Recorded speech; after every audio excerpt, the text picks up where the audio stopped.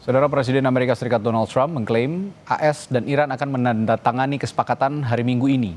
Tapi Iran membantahnya dan menyatakan kesepakatan akhir masih akan dibahas setelah penandatanganan nota kesepahaman.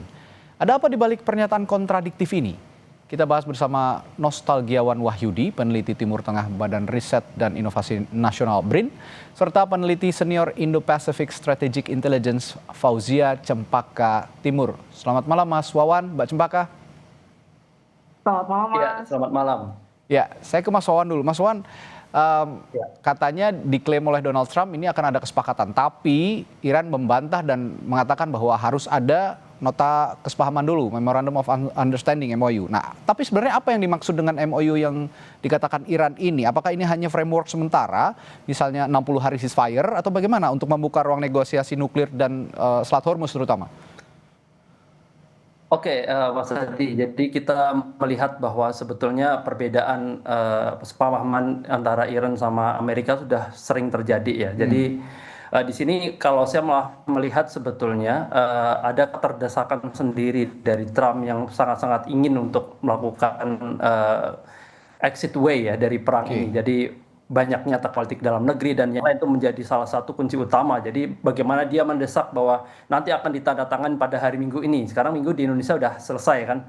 Sedangkan Iran mengatakan itu bisa ini next coming day juga atau hari Senin ataupun Selasa. Jadi sebetulnya gini Mas, kalau saya melihat ada sesuatu yang harus kita lihat ya, terjadi pergeseran kalau kita dalam ansa diplomatik. Jadi bagaimana dulu ketika diplomasi Amerika masih dipegang oleh Pete Hegseth ya. Jadi kita melihat bahwa negosiasi terasa kaku dan tegang. Tapi perubahan pergeseran itu terjadi ketika Amerika menurunkan Menlu-nya Marco Rubio. Jadi terkesan lebih elastis, lebih banyak yang bisa dibicarakan dan menunjukkan kemajuan yang berarti dalam setiap negosiasi yang dilakukan dengan arasi.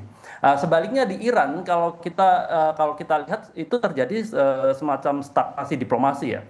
Jadi justru kalau saya lihat ya elastisitas diplomasi di bawah Rubio yang berbeda dengan Hegseth sebelumnya itu juga berdampak pada justru keretakan di Iran itu sendiri. Kita tahu bagaimana terjadi perbedaan antara arasi dengan kelompok garis keras di Iran dan protes-protes yang saat ini terjadi ya di internal Iran terhadap arasi, di mana arasi cenderung melunak dengan target program nuklir Iran, dan itu dinamika yang sebetulnya ada mungkin kurang diliput ya, dan itu yang menjadi catatan kita tersendiri.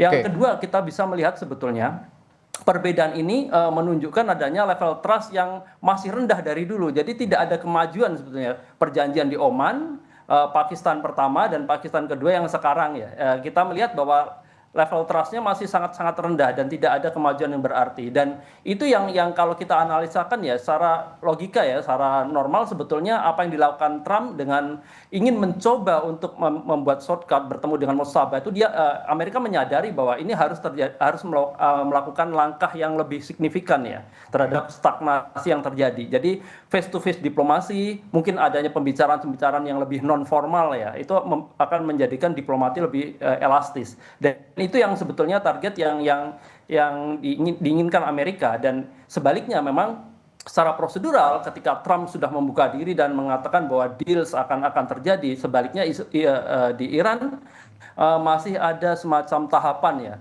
yang dilakukan, yang didealkan oleh arasi itu harus mendapatkan peninjauan kembali secara internal. Jadi bisa dikatakan Iran has not reached the deal yet. Jadi deal itu belum sebetulnya belum terjadi di pihak Iran, dan mungkin the coming days itu sangat ini ya, kita tidak tahu apakah Senin, Selasa atau Rabu, tergantung dari pergolakan internal, dan ini memang tekanan dalam negeri terhadap kelompok arasi yang sangat-sangat dinamis ya, itu juga terjadi di Iran. Dan kita sangat dibatasi dengan informasi ya. Kita tahu bahwa Amerika akan berbicara masalah Hormuz dan nuklir, sedangkan di Teheran sendiri jubir Menteri Luar Negeri cenderung tutup mulut. Ya, dengan kata lain ada beberapa yang bisa dibicarakan dari statement narasi seperti perjanjian penghentian perang di semua front dan yang lain ya, termasuk pembukaan Selat Hormuz masih dalam kedaulatan Iran dan Oman. Dan itu sebetulnya informasi yang sepenggal informasi antara Amerika ataupun dari Iran itu saling bertolak belakangan. Ketika Amerika fokus pada nuklir dan juga Oke. Hormuz, Iran Oke. fokus pada proksi, pada kedaulatan Baik. apa tuh namanya Hormuz dan juga kedaulatan uranium yang saya tidak yakin Iran apa tuh namanya mau untuk membawa uranium itu keluar dari Oke. Iran atau melakukan perubahan yang sangat signifikan, dan di sini kita bisa melihat bahwa ini masih sangat-sangat rapuh. Dengan kata lain masih belum mendekati kesepakatan akhir sepertinya begitu. Nah, Jadi belum sustain lah. ya, saya ke Mbak Cempaka. Mbak Cempaka, meski Donald Trump ini sudah membatalkan serangan beberapa hari lalu, dan yang terbaru kan menyatakan nota kesepahaman akan segera ditandatangani katanya. Tapi apa Anda melihat Amerika Serikat masih menekan Trump dari sisi militer di tengah negosiasi seperti sekarang ini? Jadi kita bisa melihat bahwa sebenarnya ada dua fakta menarik, Mas, terkait dengan apa yang dicapai oleh Trump dalam beberapa hari terakhir. Yang pertama adalah laporan dari CNN bahwa sudah sampai 39 kali Trump itu sudah menyatakan perdamaian, lalu tiba-tiba meng-cancel atau bahkan mengeskalasinya kembali gitu. Jadi memang apakah kita akan masih melihat eskalasi dan deeskalasi atau statement dari Trump terkait hal ini? Ya. Mungkin kita juga menaikkan statement terkait dari statement ke-39 dari Trump yang menyatakan bahwa perdamaian ini tidak pernah lebih dekat daripada sekarang. Nah, konteksnya adalah terlebih statement terkait dengan apakah hari Minggu ini yang baru dimulai di Amerika Serikat tentunya gitu, apakah akan tercipta perdamaian. Nah, ini sebenarnya kontekstualnya adalah salah satu laporan atau tanggapan yang diberikan oleh salah satu pejabat Iran yang menyampaikan bahwa tidak akan memberikan hadiah ulang tahun bagi Trump. Jadi hari ini Trump berulang tahun. Makanya kenapa ada conditioning terkait dengan ingin dicapainya perdamaian di hari Minggu ini, Mas. Jadi ini tentu sangat kontekstual. Nah, tapi kita harus lihat juga bahwa dalam secara di lapangan maupun serangan-serangan yang dilakukan oleh Israel masih terus dilakukan di Lebanon. Itu yang pertama, yang juga merupakan conditioning bagi Iran sebenarnya dalam mencapai Memorandum of Understanding ini yang menjadi jalan untuk selanjutnya mengembangkan kesepakatan tentunya dalam konteks permintaan dari Iran. Namun kita juga melihat bagaimana ada kepercayaan yang menurut saya lebih tinggi dari para intermediaries, tidak hanya Pakistan tapi juga Qatar dan beberapa negara lainnya yang menyatakan bahkan ada pilihan-pilihan untuk bertemu di Jenewa misalnya, ataupun bahkan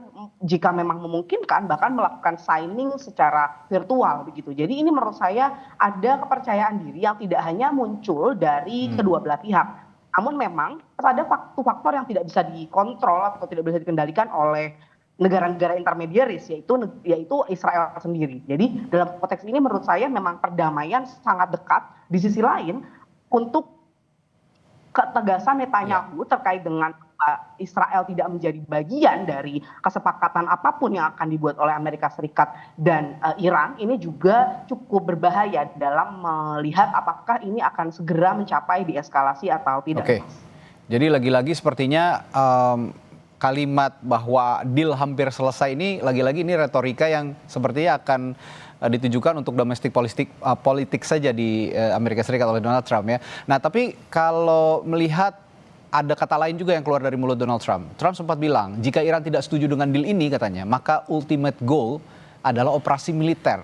Nah, Mbak Cempaka, menurut Anda seberapa serius narasi Trump ini? Sebab Iran juga tampaknya tetap waspada dengan segala situasi.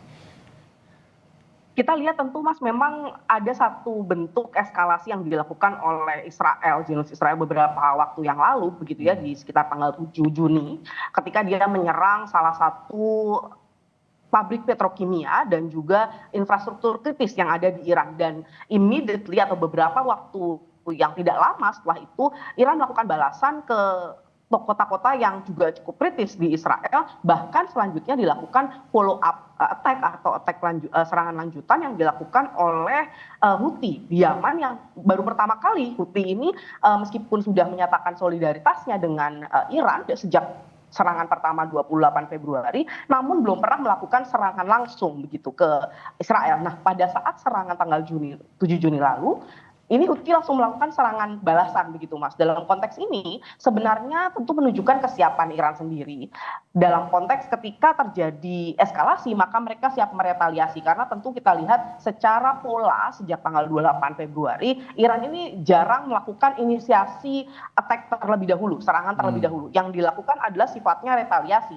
Dan tentu Retaliasi, saja oke. sebenarnya dalam konteks ini kalau Amerika Serikat siap melakukan serangan yang lebih besar, dalam konteks ini sebenarnya yang paling diuntungkan adalah juga dari Israel karena memang sudah nunggu-nunggu sejak lama, dan dalam konteks ini saya melihat ketika tujuan perdamaian yang ingin dicapai oleh Amerika Serikat sesungguhnya lebih dekat, Mas. Maksudnya Amerika Serikat ini lebih ingin mencapai perdamaian dibandingkan untuk kembali berperang. Namun memang terkait dengan technicalities, terlebih statement yang baru saja dikeluarkan oleh Trump, negosiasi terkait dengan pemenangan poin terkait uranium ini harus tidak dapat dinegosiasikan kembali. Jadi keinginan Trump untuk lebih mendapatkan deal yang lebih baik dibandingkan Obama ini merupakan jawaban yang paling ultimate, tidak bisa dinegosiasikan. Jadi menurut saya hal inilah yang mungkin akan menjadi penentu dalam diskusi terkait dengan negosiasi perdamaian antara Iran dan Amerika Serikat. Ya, kalau gitu Mas Wawan, bicara soal retaliasi tadi yang disebutkan Mbak Cempaka, sekarang apakah Donald Trump ini menggunakan taktik maksimum pressure? Karena ada ancaman militer plus janji kesepakatan cepat. Ini sepertinya untuk memaksa Iran ke meja perundingan. Tapi kan di sisi lain juga Iran seperti ya ogah-ogahan begitu ya, karena ada ketidaksesuaian pernyataan dari satu dan yang lain oleh Donald Trump ini. Bagaimana Anda lihat ini? Jadi begini Mas, itu dari salah satu langkah diplomasi ya, kalau kita sedang melakukan pembicaraan diplomasi, ya Amerika sebagai negara adidaya memerlukan positioning ya. Positioning sangat penting, jadi bagaimana dia ingin menempatkan sebetulnya bahwa dalam proses negosiasi ini antara Iran dan Amerika itu tidak setara. Itu yang perlu kita cermati. Jadi dengan adanya pembicaraan damai, di tengah-tengah pembicaraan damai ketika kesepakatan itu semakin melunak, tiba-tiba dilakukan penyerangan, itu kita bisa katakan bahwa di tengah-tengah diplomasi itu dia sengaja menciptakan constraint. Dalam arti bahwa sebetulnya dia ingin mengatakan pada dunia ya, Trump ingin mengatakan pada dunia bahwa kontrol itu ada di tangan Amerika. Jadi bagaimana perdamaian ini bisa terwujud dan bagaimana perang itu bisa terjadi itu ada in the hand of US. Namun ini yang sebetulnya kita inginkan ya, kita berkaca pada sebetulnya Iran lebih ready untuk perang ya. Tapi kalau kita lebih cermati ya, sebetulnya kita tertarik dengan pernyataan dari Abbas Arasi ya, yang mengatakan bahwa sebetulnya jika ini benar-benar terjadi negosiasi dan itu kesepakatan itu deal itu terjadi, dia yang mengatakan bahwa sebetulnya kemenangan yang luar biasa itu ada pada Iran gitu. Kita bisa melihat bahwa sebetulnya nuklir itu sesuatu yang non negotiable baik bagi Iran dan Amerika. Mengapa Iran mengatakan bahwa nanti proses pembicaraan tentang nuklir itu ada pada fase kedua? Karena kedua belah pihak sangat memahami bahwa titik temu pada konteks ini sangat sulit. Jadi jalan damai itu mereka ingin damai dulu, maka mekanisme untuk bagaimana nanti masalah nuklir akan dibicarakan belakangan. Kalau kita memaksakan bahwa ini dibicarakan di depan, mungkin akan terjadi konflik ini tidak akan terlerai. Dan yang kedua kita bisa melihat ya, pencabutan sanksi ekonomi dan pencairan aset meskipun bersyarat ya yang dikatakan oleh Amerika. Jadi asal Iran memenuhi semua tuntutan tersebut itu merupakan sebuah kemajuan, dan juga blokade laut yang dilakukan oleh AS itu bisa disabot, apalagi nanti ada poin-poin yang dikatakan Arasi sebetulnya rekonstruksi dan pembangunan ekonomi, dan ini poin-poin yang tidak dibicarakan oleh Amerika. Tapi kalau dalam perspektif ini saya melihat bahwa Arasi ingin memberikan delivery ya, bahwa capaian-capaian dari negosiasi ini kepada masyarakat Iran, bahwa perdamaian yang terwujud ini kemungkinan akan memberikan keuntungan yang signifikan bagi Iran setelah 47 tahun dilakukan sanksi ekonomi oleh Amerika. Yang perlu kita diskusikan sebetulnya tentang sustainability ya, Jadi misalnya ya, kita sangat berharap bahwa terjadi perdamaian itu terjadi. Sebetulnya dengan deal itu terjadi, apakah itu selesai? Itu yang perlu kita bicarakan. Karena masalah sustainability dari perdamaian ini sangat rentan, seperti yang kita katakan tadi, trust sangat ini ya, sangat rendah. Dan Arasi juga menuding pihak tertentu, misalnya Israel sebagai kunci. Yang kita katakan sebetulnya kunci itu ada di Israel. Karena Israel memang tidak ingin masuk dalam negosiasi, meskipun perang itu 3 negara. Dan penyerangan yang dilakukan oleh Israel di Lebanon dan yang lain itu juga menunjukkan. Jadi ini mengapa ini terjadi? Karena memang adanya yang kita tekanan dari internal ya, US-Iran deals itu benar-benar terjadi. Itu akan menjadi semacam Netanyahu conflict violence. Itu yang dikritik oleh pihak oposisi yang mengatakan bahwa Amerika gagal Israel gagal hampir di semua target perang. Dan ini yang kami tangkap Mas Wan. Ya, Gina. Oke, baik. Kami tangkap, mohon maaf waktu kita sudah terbatas. Tadi memang kuncinya ada di Israel, karena mereka yang memulai ini semua. Dan sepertinya kalau saya tangkap dari pembicaraan kita malam hari ini, diskusi kita malam hari ini, Iran ini membutuhkan pernyataan yang walk the talk begitu, yang benar-benar bisa diwujudkan dan masih masuk akal, masih realistis untuk sama-sama digapai kesepakatan bersama antara Amerika Serikat dan Iran ini. Terima kasih masing-masing narasumber saya, Mas Nostalgiawan dari BRIN dan juga Mbak Cempaka dari Indo-Pacific Strategic untuk perspektifnya di malam hari ini di Sapa Indonesia Malam. Sampai jumpa lagi, selamat malam Mas dan Mbak.